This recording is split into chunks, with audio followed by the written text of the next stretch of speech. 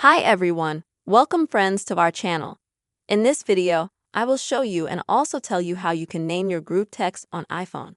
Don't forget friends, put your likes, be sure to subscribe to the channel and also please write your comments. And let's get started. In order for you friends to rename your group text or group chat on your iPhone, you will need to go to the messaging app and then go to that group chat. Now you will need to tap on the names of the people at the top. You can see that here I have, for example, just the names of people and the number of people. You'll need to click on that to edit the name, change the name and the photo. And now friends, click right here. You're gonna get a keyboard. And you can just name something like your new group.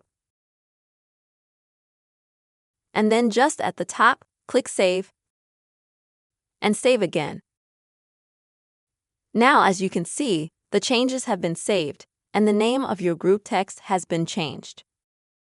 With this simple and quick method, you will be able to change the name of your group text on iPhone. Don't forget to like and subscribe to the channel. See you soon, friends.